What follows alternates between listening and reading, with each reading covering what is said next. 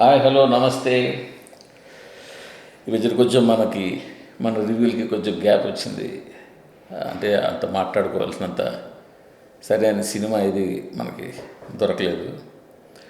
So ఈ వారం వచ్చిన సినిమా కోసం అనకూడదు, కానీ కొంచెం ఆతృతగా ఎదురు చూసిన సినిమానే. ఎందుకంటే 38 ఏళ్ల తర్వాత రెండు దిగ్గజాలు కలిసి ఓ సినిమా చేయడం అంటే అంత చిన్న విషయం కాదు. కమల్ హాసన్, మణిరత్నం ఇద్దరు కలిసి 38 ఏళ్ళ తర్వాత కలిసి మళ్ళీ పనిచేస్తూ ఓ సినిమా అందిస్తున్నారు. అందులో త్రిష, సింబు, అభిరామి, ఇలా నాజర్, చాలా పెద్ద స్టార్ కాస్ట్ ఉండడం, రెహమాన్ పనిచేయడము, శేఖర్ ప్రసాద్, ఇలా ఎంతమంది పనిచేస్తున్నారు అనేసరికి మొదటి నుంచి కూడా కొంచెం ఆసక్తి డెవలప్ అయింది. ఆ తర్వాత ట్రైలర్ వచ్చింది. ట్రైలర్ చాలా బాగుంటే ట్రైలర్ చూసిన వాళ్ళు ఏమనిపిస్తుందంటే, వయసు మీద పడిన తర్వాత కూడా మణిరత్నంలో ఆ స్పార్క్ అంత తగ్గలేదు. అసలు ఆ సినిమాటోగ్రఫీ ఏంటి, ఆ షార్ట్ కట్స్ ఏంటి, ఆ ఫ్రేమ్స్ ఏంటి అనిపించింది. సో ఆ సినిమా ఇవాళ రిలీజ్ అయింది, థగ్ లైఫ్. చూస్తే ముందు చాలామంది చటుక్కున అనేసే మాట ఏంటంటే, శంకర్, మణిరత్నం ఇలాంటి వాళ్ళకి సినిమా ఆపేస్తే బెటరు.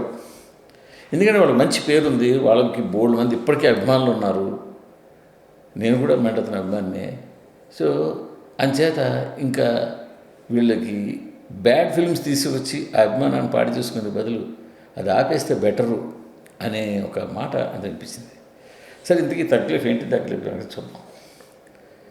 నాయకుడు సినిమా అందరికీ తెలిసిందే. అసలు బాంబేలో వెళ్ళి అక్కడ సెటిల్ అయ్యి బాంబే మాఫియా సామ్రాజ్యాన్ని శాసించిన తమిళ మాఫియా లీడర్ల కథ ఆధారంగా తీసిన సినిమా అది. ఇంకా ఆ తర్వాత ఆ పరంపరలో చాలా సినిమాలు వచ్చాయి. బట్ నాయకుడి సినిమా ఇప్పటికీ కూడా క్లాసిక్గా మిగిలిపోతుంది.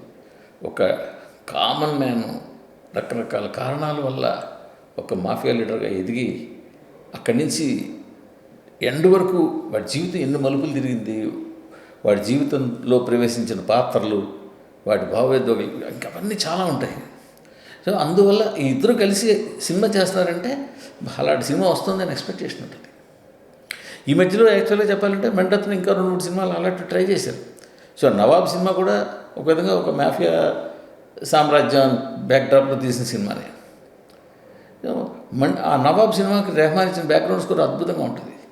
సో ఇలా ప్రతివి అన్నీ కలిపి మనకి ఈ థగ్ లైఫ్ మీద ఒక అంచనా ఏర్పాటు చేసాయి. బట్ సినిమాకి వెళ్తే నీరసం, నిరాశ, బాధ, ఇంకా చెప్పాలంటే తలకాయ నొప్పి. ముఖ్యంగా సెకండ్ హాఫ్లో కనీసం ఒక 20 సార్లు వాచి చూసుకోవడమో, ఓ 10 సార్లు ఎగ్జిట్ గేట్ కేసి చూడడమో ఇప్పుడైపోద్ది సినిమా అని. ఎందుకంటే అసలు ముందు చెప్పాలంటే సినిమాకి క్రాఫ్ట్, మణిరత్నం క్రాఫ్ట్ అలాగే ఉంది. క్రాఫ్ట్ ఎక్కడికి పోలేదు. ఆయన డైరెక్ట్ చేసే విధానం కానీ, షార్ట్ డివిజన్ కానీ, ఫ్రేములు కానీ అవన్నీ బాగున్నాయి. అవన్నీ బాగుండబట్టే సినిమా ఫస్ట్ హాఫ్ని కూర్చుని చూడగలిగాం. బట్ ఈ సినిమాకి కథ కమల్ హాసన్ చేయి ఎంతవరకు ఉంది, మణిరత్నం ఎంతవరకు ఉంది, ఇవన్నీ పక్కన పెడితే అసలు పాత చింతకాయ పచ్చడి కథ ఇది. ఏ మాత్రం కొత్తదనం లేని కథ, ఏ మాత్రం మలుపులు లేని కథ, ఏ మాత్రం ట్విస్టులు టర్నులు లేని కథ, ఏ మాత్రం థ్రిల్ చేయని కథ. అస్సలు అలా మనకు తెలిసిపోతూనే ఉంటుంది, ఈ కథ ఇలాగే వెళ్తుంది ఇది అని తెలిసిపోతుంది. అంత ప్రిడిక్టబుల్ స్టోరీని 38 ఏళ్ళ తర్వాత మా కాంబినేషన్లో అందించాలని వాళ్ళిద్దరు ఎందుకు అనుకున్నారో నాకైతే అర్థం కాలేదు. సినిమా ఎత్తుగడ దగ్గర నుంచి ఏ సీన్ కూడా మనకు కొత్తగా అనిపించదు. ఇప్పుడు భలే తీసాడే, కొత్తగా ఆలోచించాడని అనిపించదు. పైగా మణిరత్నం ఈ సినిమాలో ఆయన లెవెల్కి తగని తప్పులు కూడా చేశారు. హీరో ఇంటర్వల్ బ్లాక్ అంటే సినిమా తాలూకా ఇంపాక్ట్ చెడిపోద్దు కాబట్టి దాన్ని బయట పెట్టకూడదు కాబట్టి నేను పెట్టట్లేదు. ఆ ఇంటర్వల్ బ్లాక్ తర్వాత ఆ చేసిన సీన్లు అయితే ఉన్నాయో లాజిక్కి ఇక్కడికి తమిళనాడుకి ఉన్నంత దూరంగా ఉంటాయి ఆ సీన్లన్నీ. పూర్తిగా గాయపడిపోయిన మనిషి మంచు తుఫాను ఎదుర్కొని మంచు కొండలో నడిచేసి కిలోమీటర్ 0 డిగ్రీస్లో నడిచేసి బతికి బయటికి రావడం అంటే మణిరత్నం కూడా ఇలా ఆలోచిస్తున్నారంటే ఇంకేం చేయాలా? సో పైగా అసలు అన్నిటికన్నా నాకు ఈ సినిమాకి మైనస్ పాయింట్ కథ అని ముందే చెప్పాను కదా. ఫస్ట్ ఈ సినిమాని కిల్ చేసింది మణిరత్నం కానీ కమల్ హాసన్ కానీ ఇద్దరు కలిసి కానీ వండిన కథ. ఈ సినిమాకి పెద్ద మైనస్ అదే. సో కథ ఇంత మైనస్గా ఉన్నప్పుడు పోనీ కథ కోసం రాసుకున్న పాత్రలు చాలా ఉంటాయి. ఈ పాత్రలు కూడా సరిగ్గా డిజైన్ చేసుకోలేకపోయారు, ప్రాపర్గా డిజైన్ చేయలే. కమల్ హాసన్ పాత్ర పక్కన పెడితే శంభు క్యారెక్టర్ సరిగ్గా ఉండదు, త్రిష క్యారెక్టర్ సరిగ్గా ఉండదు, ఇన్స్పెక్టర్ క్యారెక్టర్ సరిగ్గా ఉండదు, ఆఖరికి ఇన్స్పెక్టర్ వైఫ్ క్యారెక్టర్ కూడా సరిగ్గా ఉండదు. ఏ పాత్రని కూడా అక్కడ అలా స్టార్ట్ చేసి అలా ముగించేవా? ఎందుకు ఏమిటి ఏముండదు, ప్రతి దానికి ఓ పెట్ట కదా అన్నట్టుగా ప్రేక్షకుడిని ఇవి డివైడ్ చేసేస్తాయి. ఇవి అర్థం కాక ఇదేంటో అసంపూర్తిగా వదిలేసిన ఫీలింగ్ వస్తాయి. సినిమా తొలిసగం స్టార్ట్ అయినప్పుడు చాలా బాగుంటుంది యాక్చువల్గా. సో మంచి ఫోటోగ్రఫీ చేస్తాయి. సరే పోలీసు ఎన్కౌంటర్ ఎదురు కాల్పులు బయట పడినప్పుడు సరే చాలా సినిమాల్లో చూసాము, సరే చూస్తాం. అక్కడి నుంచి కథ ఎక్కడికి వెళ్తుందో మనకు అర్థమైపోతుంది. వెళ్ళిన తర్వాత ఒక 30 నుంచి 40 ఏళ్ళ మధ్యలో ఉండే కమల్ హాసన్ ఒక చిన్న బుడ్డోడిని 7-8 ఏళ్ళ కుర్రాడిని పెంచుకున్నప్పుడు తమ్ముడిని ఎందుకు పెంచుకుంటాడు? నా కొడుకుతో నువ్వు నా కొడుకుతో సమానం పెంచుకుంటాడు. అలా పెంచుకోడు. ఎందుకు? తర్వాత కథలో ఆ క్యారెక్టర్ వాడికి తమ్ముడు అవ్వాల్సిన అవసరం ఉంది, ఆ క్యారెక్టర్కి ఎక్కడో లింక్ పెట్టాల్సిన అవసరం ఉంది. సరే తమ్ముడిని పిలుస్తాడు. సరే ఇట్లా అన్నీ అతుకుడు. అదైన తర్వాత సినిమాని చాలా సింపుల్గా, ఇప్పుడు ఒక పెద్ద సామ్రాజ్యంలోకి అంత పెద్ద మాఫియా సామ్రాజ్యంలో అనుమానాలు పుట్టించాలన్నా ఇవన్నీ కూడా చాలా తేలిగ్గా ఏదో అరటిపండు వచ్చిపోయినట్టు జరిగిపోతుంటాయి అలాగా టకటక. అంటే టేక్ ఇట్ గ్రాంట్గా రాసేసుకున్నారు స్క్రిప్ట్ని, అంతేగాని ఇది స్క్రిప్టు బిగుగా ఉందా లేదా అని చూసుకోలేదు. అలా జరిగిపోయిన స్క్రిప్ట్ని తీసుకెళ్ళి ఇంటర్వెల్ బ్యాంక్ పెట్టిన తర్వాత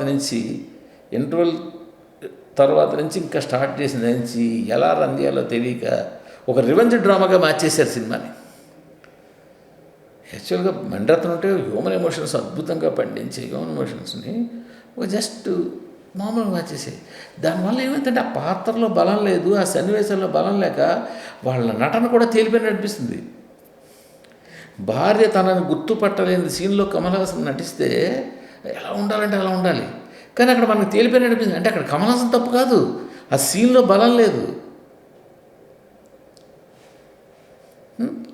మణిరత్నం లాంటి గొప్ప దర్శకుడు కూడా నాకు ఒక సీన్ చాలా బాగా అనిపించింది. జైలు నుంచి వచ్చి త్రిష ఇంటికి వెళ్ళి తలుపులు వేసుకుని అయితే ఆ బయట త్రిష కేర్ టేకర్ లాంటి క్యారెక్టర్ అంటుంటుంది. అది 4-5 రోజులైంది. తలుపు ఉదయం పాలకు తీయడం, తర్వాత వేయడం, తాళకు తీయడం తప్ప ఇంకేం లేదు, ఏమిటో అని రకరకాల డైలాగులు వెళ్ళిస్తుంది. అంటే నేను అవి అయితే మణిరత్నం నుంచి ఎక్స్పెక్ట్ చేయలేదు ఇప్పుడు కూడా. వాడి వయసు ఎంత, ఆ క్యారెక్టర్ ఏంటి, తీస్తున్న సీన్ ఏంటి, దాన్ని రాసుకున్న డైలాగులు ఏంటి. సినిమాకి బలమైన విలన్ అనేటి వాడు లేడు. యాక్చువల్గా ఈ ఫేస్ ఆఫ్ క్యారెక్టర్స్ 2 అన్నది మనకు ఎప్పటి నుంచో ఉంది. చరిత్రలో విశ్వనాథ నాయకుడి నుంచి స్టార్ట్ అయింది ఇది. తండ్రి కొడుకు ఎదురుగుండా నిలబడడం అన్నది. ఆ విశ్వనాథ నాయకుడు ఫార్ములా ఇప్పటికీ అనేక సినిమాల్లో మనం చూసాం. వారు 1 ఏంటి, ఇంకో 2 ఏంటి, లేకపోతే ఇంకోటి ఏంటి, ఇలా అన్నీ చూసాం. సో ఇందులో కూడా అలాంటి 2 క్యారెక్టర్లు ఉన్నప్పుడు ఆ శంభు క్యారెక్టర్ కూడా అంత బలంగా ఉండాలి కదా, అంత బలంగా ఉండదు. యాక్చువల్గా చెప్పాలంటే ఇంతకుముందు మణిరత్నం తీసిన నవాబ్లో కూడా ఇదే మైనస్ పాయింట్. ఎక్కడైతే ఒక ఫ్యామిలీలో కాన్ఫ్లిక్ట్ వచ్చి గొడవలు వచ్చే వరకు సినిమా బాగుంటుంది, అక్కడి నుంచి చివరికి ఏం చేయాలో తెలుసుగా రివెంజ్ స్టోరీగా మారిపోతుంటుంది, లేకపోతే ఒకళ్ళొకరు చంపుకునే స్టోరీ మారిపోతుంది. బట్ అక్కడ కనీసం నవాబ్లో విజయ్ సేతుపతి క్యారెక్టర్ బలంగా ఉంటుంది, చాలా బాగుంటుంది. ఇక్కడ ఇన్స్పెక్టర్ క్యారెక్టర్ అలా ఉండదు. ఇందులో ప్రతి పాత్రలు చూస్తుంటే మన ఇంతకుముందు మణిరత్నం తీసిన సినిమాల్లో పాత్రలు మళ్ళీ గుర్తుకొచ్చేస్తుంటాయి. ఓహో మళ్ళీ ఇక్కడ కూడా అలా డిజైన్ చేశాడా, నాయకుడిలో ఆ కొడుకు క్యారెక్టర్ డిజైన్ చేసినట్టు ఇక్కడ కొడుకు క్యారెక్టర్ డిజైన్ చేశాడా, నవాబులో ఇన్స్పెక్టర్ క్యారెక్టర్ డిజైన్ చేసినట్టు ఇక్కడ ఇన్స్పెక్టర్ క్యారెక్టర్ డిజైన్ చేశాడా, నాయకుడిలో కూతురు క్యారెక్టర్ డిజైన్ చేసినట్టు ఇక్కడ కూతురు క్యారెక్టర్ డిజైన్ చేశాడా. ఒకళ్ళొకళ్ళు చంపుకుని నరుకుని తక్కువ లైఫ్లో ఉండే అసలు ఆ, అసలు ఒక క్యారెక్టర్గా విషయంగా చెప్పాలంటే బలహీనతలు ఉన్న తండ్రి క్యారెక్టర్ ఉంటూ కూతురేమో కులం కోసం లవ్ స్టోరీ అంటాడు. ఇది ఏంటో ఒక్కొక్క పిట్ట కదా, ఎందుకు అలా ఆలోచించారో అంటే కన్వీనియంట్గా రాసుకుంటూ వెళ్ళిపోయారు స్క్రిప్ట్ని. పోనీ ఆ రాసుకున్న స్క్రిప్ట్ అయినా ఫస్ట్ హాఫ్ని కొంచెం పాస్ చేయించుకోగలిగారు. సెకండ్ హాఫ్ని అసలు పూర్తిగా క్లూలెస్గా నడిపాడు కథని. ఆ క్లూలెస్గా నడపడం వల్ల కథ మొత్తం అసలు జనాలకి భరించలేనిదిగా తయారైపోయింది. దీనితోడు రెహమాన్ మనకి బ్యాక్గ్రౌండ్ స్కోర్ అంటే అనిరుద్ధ్ కావచ్చు, తమన్ కావచ్చు, దేవిశ్రీ ప్రసాద్ కావచ్చు, వీళ్ళు ఏం చేశారంటే ఒక సౌండింగ్ ఒక ఇది అలవాటు చేసేసారు. రెహమాను కొంచెం కొత్తగా చేద్దామనో కొద్ది క్లాస్గా చేద్దామనో ఒక డిఫరెంట్ ఇన్స్ట్రుమెంటేషన్తో వెళ్ళాడు. అది ఎక్కడ కూడా అసలే బలహీనంగా ఉన్న సీన్లు వాటిని లేపలేదు. దాంతో అందరూ కూడా రెహమాన్ని పాయింట్అవుట్ చేస్తారు, రెహమాన్ బ్యాక్గ్రౌండ్ స్కోర్ చండాలంగా ఉంది. సీన్లో బలం ఉంటే కనీసం మెల్లగా బ్యాక్గ్రౌండ్లో స్మూత్గా ఉన్న స్కోర్ ఏదైనా పనికొచ్చిందేమో, ఇక్కడ అది కూడా పనికి రాలేదు. పైగా ఫస్ట్ హాఫ్లో ఉన్న సినిమాటోగ్రఫీ ఎక్సలెంట్గా ఉంటుంది, మళ్ళీ సెకండ్ హాఫ్లో కనపడదు. అసలు ఎడిటింగ్ అయితే నిర్దేశనంగా లేపి సీన్లు ఉన్నాయి, అది ఎందుకు నిర్దేశనంగా లేపలేదు, అలా ల్యాగు కమల్ హాసన్ క్యారెక్టర్ని కొద్దిగా ఆ థగ్ క్యారెక్టర్ని కొద్దిగా జూవేలు చేయాలని పాత హీరోయిన్ల పేర్లు వాణిశ్రీ, సూర్యకాంతం, భానుమతి అని వాడుతూ కొంచెం డైలాగులు అవన్నీ కొంతవరకు బాగానే వస్తున్నారు, కానీ అక్కడ అతకలేదు. ఆ పెర్ఫెక్ట్ సీన్ ఉంటే ఆ డైలాగులు వాడితే అతికేది, అవి అతకలేదు. ఇటు బ్యాక్గ్రౌండ్ స్కోర్ పంటలేదు, స్క్రీన్ ప్లే బాగలేదు, పాత చింతకాయ పచ్చడి కదా, క్యారెక్టర్ సరిగ్గా డిజైన్ చేయలేదు. ఇలా ఇన్ని మైనస్లు ఉన్నప్పుడు సినిమాని ఎలా భరించగలరు? సో మణిరత్నం మీద ఎంత అభిమానం ఉండొచ్చు, కమల్ హాసన్ ఎంత అభిమానం ఉండొచ్చు, త్రిషాన్ చూడడానికి రావచ్చు, బట్ చూసిన వాళ్ళు కూర్చోగలగాలి కదా సినిమాలో. కనీసం ఎప్పుడైపోద్ది సినిమా అనే ఫీలింగ్ కలిగించకూడదు. ఏ సినిమా కూడా ఇంకా ఉండాలి, లేదా బాగుందని ఎంగేజింగ్గా ఉండాలి. అసలు ఎక్కడ ఒక తెలియదు. ఆ సెకండ్ హాఫ్కి వెళ్తే అసలు దశాదేవి లేకుండా జస్ట్ ఒక రివెంజ్ ఫార్ములా రన్ చేసేసి ఏదేదో చేస్తారు. ప్రతి దాంట్కి కూడా కన్క్లూడ్ చేయకుండా పాత్రలు. ఇన్స్పెక్టర్ భార్య, ఆవిడకేమో మామగారు అంటే అభిమానం, ఎందుకంటే పెంచిన ఆయనే మామగారు, సో అభిమానం. ఆ అభిమానంతో భర్తకు డివోర్స్ ఇచ్చి అక్కడే ఉంటుందట. డివోర్స్ ఇచ్చే పాయింట్ ఎందుకు జనాలను కన్ఫ్యూజ్ చేయకపోతే నాకు అర్థం కాదు. డివోర్స్ ఇవ్వకుండా అక్కడ ఇంట్లో ఉంటే ఇప్పుడు ఆ కథకైనా అడ్డం వస్తుందా, ఏమైనా అడ్డం అవుతుందా? ఆ డివోర్స్ ఆఖరి కమల్ హాసన్ కొడతాడు, డివోర్స్ ఇచ్చి నువ్వు ఇక్కడే ఎందుకున్నావు అని అడుగుతాడు. కనీసం నువ్వు చెప్పాలి కదా, డివోర్స్ ఇస్తే మా మామగారి కోసం నేను ఇంట్లో ఉన్నాను. మనం అలా చెప్పి మొగుడితే ఏమైనా ఎడమొహం పెడమొహం కదా, వాళ్ళు అయితే హ్యాపీగానే ఉంటారు. మరి అసలు డివోర్స్ అని ఒక పాయింట్ ఎందుకు యాడ్ చేయాలి? ఇలా అక్కర్లేని పాయింట్లు అన్నీ ఉన్నాయి. ఒక స్టార్టింగ్ ఒక మంచి బలమైన విలన్ చూపించావు, ఆ విలన్ కొడుకు విలన్ రాజకీయాలకు వెళ్ళాడు. సో వాడి ద్వారా వీడికి ఏమైనా పెద్ద ఎఫెక్ట్ ఉందా? అది లేదు. పైగా నాకు నచ్చని ఏంటంటే చిన్నపిల్లల్ని ఆ సీన్లోకి ఎందుకు తీసుకొస్తాడు నాకు అర్థం కాదు. 2 క్లాసులు దొరుకుతున్నప్పుడు వాడు చిన్నపిల్లల్ని వెనకాల తీసుకొస్తాడు, వచ్చి నువ్వు కారులో కూర్చోంటాడు. ఆ సీన్లో ఆ తండ్రిని చంపేస్తాడు. అసలు ఆ పిల్లడి మైండ్ సెట్ ఎలా ఉంటుందో ఆలోచించండి. ఎందుకు అసలు ఆ సీన్ని నువ్వు తగ్గలేసి తీసుకొస్తూ తగ్గలేసి చెయ్యి, ఎందుకు ఆ సీన్ పిల్లని ఎందుకు తీసుకురావాలి? దానివల్ల ఏమైనా ఔచిత్యం వచ్చిందా? దాని సీన్కి ఏమైనా బలం కలిగిందా? సీన్ ఇంకోళ్ళు అయితే ఇంతలా మాట్లాడుకోం. ఇది మణిరత్నం సినిమా కదా, మణిరత్నంకి ఒక బాధ్యత కూడా ఉంటుంది. ఆయన గైడ్ చేయాలి, ఆయనలా తీయాలి, ఆయనలా ఆలోచించాలి, ఆయనలా చేయాలి అనుకుంటారు కదా చాలామంది. బట్ ఆయనే రైట్ ట్రాక్లోకి వెళ్ళకూడదు కదా. ఇప్పుడు తండ్రి ఆధిపత్యం కోసం కొడుకు ప్రయత్నించడం లేదా తమ్ముడు ప్రయత్నించడం వరకు ఓకే, దానికోసం చెప్పేసి మరీ దిగజారిపోయినట్టు క్యారెక్టర్ తీర్చడం. పోనీ అలా దిగజారిపోయిన క్యారెక్టర్ బలంగా ఉందంటే బలంగా ఉండదు, మళ్ళీ బేరగా పారిపోతుంది. సేమ్ నవాబులో ఎలాగైతే అరవింద్ స్వామి క్యారెక్టర్ ముందు బలంగా ఉండే టప్పని పారిపోతుందో ఇందులో కూడా అదే. సో మన అంటే ఒక విధంగా చెప్పాలి, మణిరత్నం పాత సినిమాలో క్యారెక్టర్లు, పాత సినిమాలో సీన్లు ఇవన్నీ కలిపి కలగాపలకం చేసేసి ఒక సినిమా అందించాం. అంటే మీ కాంబినేషన్ 35 సంవత్సరాల తర్వాత వస్తుంది అనుకుంటే జనాలు చూస్తారంటే జనాల్ని టేక్ ఇట్ గ్రాంట్గా తీసుకోకూడదు. వాళ్ళకి అన్నీ పెర్ఫెక్ట్గా ఉంటేనే వాళ్ళు చూడగలుగుతారు. ఈ సినిమా అద్భుతం, నాయకుడి కన్నా బాగుంటుంది, కలకాలం నిలిచిపోతుంది అనే మాట కమల్ హాసన్ ఎలా చెప్పాడో నాకు అర్థం కావట్లా. ఇలాంటి సినిమా నాయకుడి కన్నా గొప్ప సినిమా అని కమల్ హాసన్ ఏ విధంగా అన్నాడు? ముందు చూడకుండా అన్నారా, చూసి అన్నారా?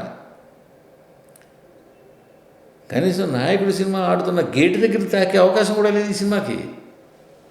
అలాంటి సినిమా నాయకుడి కన్నా గొప్ప సినిమా ఎలా అవుతుంది? ఇది అది కమలదే, అది మంటుంది. బట్ ముందు చెప్పేటప్పుడు ఎంత ప్రమోట్ చేయడం కోసమైనా అలా చెప్పకూడదు. ఇన్ని అంచనాలు ఏర్పాటు చేసిన సినిమా ఇంత నీరసంగా, ఇంత నిస్తేజంగా,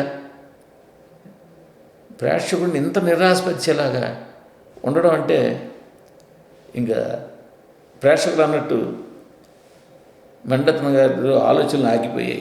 కొత్త కథలు అల్లలేకపోతున్నారు. ఎంతసేపు ఆయన దగ్గర క్రాఫ్ట్ ఉంది, ఆ క్రాఫ్ట్ మీదకే మిగిలింది తప్ప, అది కూడా పెద్ద పెద్ద వాళ్ళు టెక్నీషియన్లు తీసుకుంటారు, వాళ్ళ నుంచి క్రాఫ్ట్ తీసుకుంటారు. బట్ కథని, బలమైన పాత్రల్ని కొత్తగా ఆలోచించే శక్తి, కొత్తగా క్రియేట్ చేసే శక్తి ఆయనలో ఇక ఆగిపోయింది అనుకోవాలి. అందువల్ల థగ్ లైఫ్, జీవం లేని థగ్ లైఫ్ ఇది.